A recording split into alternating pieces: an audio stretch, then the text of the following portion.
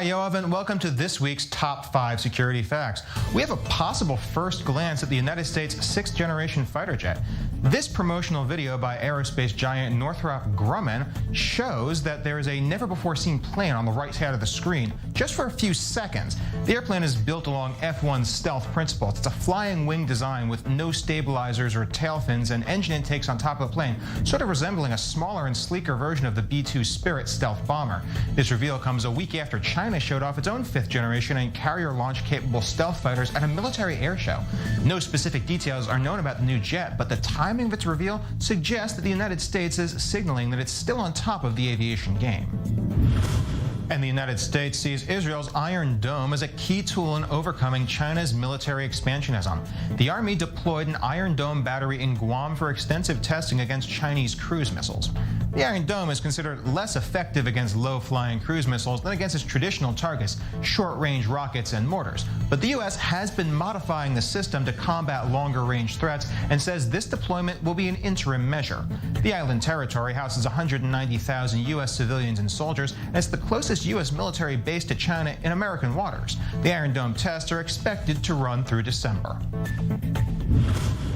And the Israeli Defense Forces have inducted the highest number of women into combat positions in history. This past year saw 3,300 women enlisted to combat roles, compared to 2,900 last year and 2,600 in 2019.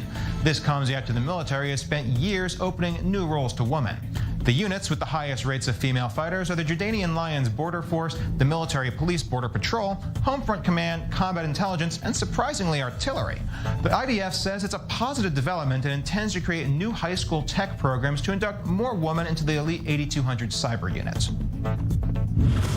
And Russia flew a nuclear-capable strategic bomber over the Belarusian-Polish border region as a show of strength and support amid the Poland-Belarus migrant crisis. The EU has accused Belarus of luring migrants with the promise of getting them into Western Europe, saying that the small dictatorship is using the migrants as pawns to destabilize the West. Western powers say that Putin is supporting Belarus's stance as a form of retaliation against EU sanctions.